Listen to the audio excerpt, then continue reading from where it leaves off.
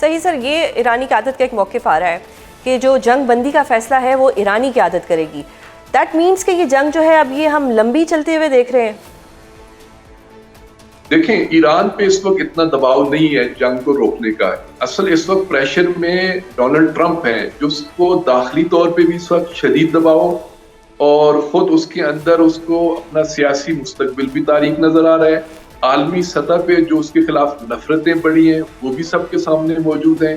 اور ایک بڑی سپر پاور جو دنیا میں اپنے آپ کو کیا سے کیا نہیں سمجھتی تھی، وہ ایسا لگتا ہے کہ اس سپر پاور کے پریزیڈنٹ کو نیتن یاہو جیسے چاہتے ہیں استعمال کر رہے ہیں. یہاں پہ تو ایک لطیفہ چل رہا ہے کہ اب ڈونلڈ ٹرمپ کی صورتحال یہ ہے کہ وہ واش روم میں جانے کے لیے بھی نیتن یاہو سے اجازت دے کے جاتے ہیں. تو جب ایک سپر پاور کے پریزیڈنٹ کے بارے میں عالمی تاثر یہ بن رہا ہو کہ وہ اسرائیل کے ہاتھوں استعمال ہو رہے ہیں، تو پھر اس کا نتیجہ تو سر پھر تو ایران کو ترس کھانا چاہیے ٹرمپ صاحب کے اوپر. ایک طرف سے اسرائیل جو ہے وہ ٹرمپ صاحب کو پریشرائز کر رہے ہیں، دوسری طرف سے ایران نے نیندیں حرام کی ہوئی ہیں.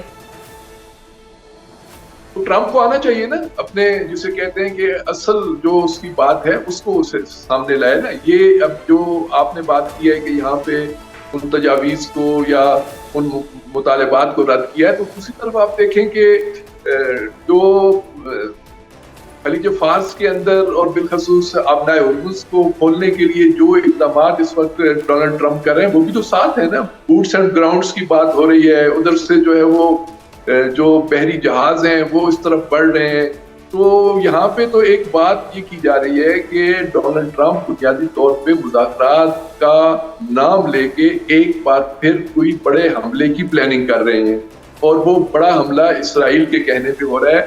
ٹرمپ کے اندر تو اب ہمت بھی نہیں ہے کہ اس طرح کا کوئی فیصلہ کرے. تو یہاں پہ عوام اور یہاں پہ جو شخصیات ہیں وہ پہلے 2 دفعہ دھوکہ کھا چکی ہیں، وہ تیسری دفعہ دھوکہ کھانے کے لیے تیار نہیں ہے. ٹرسٹ ایشوز ابھی بھی ہیں، ٹرسٹ آپ نہیں کر سکتے. آپ کی بات صحیح ہے کہ ڈونلڈ ٹرمپ سے ترس کرنا چاہیے، لیکن اس کے لیے اب پوری دنیا کو اور خاص کر خطے کے عرب ممالک کو سوچنا چاہیے کہ ڈونلڈ ٹرمپ تو ان کا دفاع نہیں کر سکے، اپنا دفاع بھی نہیں کر پا رہے. تو ان کے لیے کچھ واقعا کوئی عالمی سطح پہ ایک ایسی موو چلائے جائیں کہ اس منحوس قوت سے، اس منحوس فرض سے عالمی دنیا، عالم انسانیت کو، بلکہ میں آگے کہوں کہ اس سے نجات ملے. امریکہ میں بھی چین آئے، خطے میں بھی چین آئے، اور ایران کے اندر بھی کچھ لوگ جو ہیں آئندہ کو ایک بہتر انداز سے جو ہے وہ ترقی اور پیش رفت کی طرف جا سکتے. صحیح. اچھا سر، جو ایران نے شرائط رکھی ہیں اس میں پہلی شرط تو یہ ہے کہ جی ایران پہ پہلے یو ایس اے اپنے حملے بند کرے. ڈو یو تھنک کہ یو ایس اے یہ مطالبہ مان لے گا اور وہ پہلے خود حملے بند کر دے گا؟ دیکھیں، یہ میری نظر سے نہیں گزرا کہ وہ حملے بند کرنے کی انہوں نے بات کی ہے. تو کہتے ہیں ہم میدان میں جہاں سے حملہ ہوگا وہاں پہ ہم جوابی حملہ کریں گے. اور یہ جو ابھی جنگ بندی، میں نے پہلے بھی آپ سے عرض کیا کہ جنگ بندی کا مطالبہ یہاں سے نہیں ہو رہا. یہاں سے مطالبہ ہو رہا ہے ایک پرماننٹ پیس کا، ایک مستقل بنیادوں پہ امن قائم کرنے کا. تو یہ ایک بڑا جزوی سی بات ہے کہ حملے بند کریں. حملے تو چل رہے ہیں اور وہ چلتے رہیں گے. اس امریکہ سے یا اس ٹرمپ سے یہ مطالبہ کرنا کہ وہ حملے بند کر دے، نہیں. حملے ایران کی طرف سے اب یہ فیصلے ہوں گے کہ کب حملے بند ہونے چاہیے. ایران اپنے اقدامات سے مجبور کرے گا کہ وہ حملے بند کریں گے، نہ کہ مطالبات سے. اچھا سر، یو ایس اے کے بھی مطالبات ہیں، ایران کی اپنی شرائط ہیں. یہ معاملہ کس طرف جائے گا اور یہ سارٹ آؤٹ کیسے ہوگا؟ دیکھیں، ایران کی جو پلاننگ تھی نا، وہ اسٹریٹجی کو سمجھیں. ایران میں پہلے دن سے ہی جب یہ 12 روزہ جون کی جنگ تھی، تو اس کے بعد یہاں پہ جو آپ اس کو تھنک ٹینکس کہیں یا جنگی حکمت عملی تیار کرنے والے لوگوں کے ہاں جو بحث تھی، وہ کسی حد تک میڈیا میں بھی وہ چیزیں سامنے آئیں کہ ایران نے اپنے آپ کو ایک لمبی جنگ کے لیے تیار کیا ہے، اور اس نے اس جنگ کو طویل ہونے کے ساتھ پھیلانا بھی ہے. یعنی اس کی جو اسٹریٹجی یہ تھی کہ ہم اس کو جنگ کو پھیلائیں گے، ایک لمبے عرصے تک لے جائیں گے. امریکہ لمبے عرصے تک یہ اقتصادی دباؤ برداشت نہیں کر سکتا. اس وقت جو ہے نا سینٹر آف گریوٹی جو ہے وہ آبنائے ہرمز کو بنا دیا گیا ہے، اور ساتھ ساتھ باب المندب کو بھی تیار کیا جا رہا ہے. ریڈ سی کے عنوان سے بھی جو پلاننگ ہے وہاں سے بھی حوثی بالکل تیار بیٹھے ہیں. تو یہ ایک لمبی جنگ ہے. اب اس جنگ میں اس کو ایک بڑی یہاں پہ ایک نام دیا جا رہا ہے کہ یہ ارادوں کی جنگ ہے. اب دیکھتے ہیں کہ ان ارادوں کی جنگ میں کون کامیاب ہوتا ہے.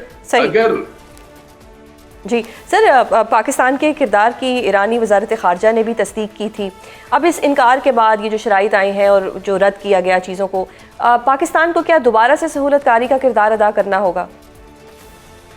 دیکھیں، عالمی سطح پہ ڈپلومیٹک کوششیں جاری رہتی ہیں. جب بھی کوئی تنازع ہوتا ہے، کہیں بھی کوئی جنگ ہوتی ہے، تو مختلف عالمی ادارے بھی اپنا رول پلے کرتے ہیں، ہمسایہ ممالک بھی اپنا رول پلے کرتے ہیں. پاکستان بھی اس صورتحال میں اپنا ایک رول پلے کر رہا ہے اور کرنا بھی چاہیے. ایک اسلامی ملک ہے، ایک ایٹمی پاور ہے، اس کے ایران کے ساتھ بھی اچھے تعلقات ہیں اور ان کا دعویٰ یہ ہے کہ ٹرمپ بھی ان کی بات سنتا ہے.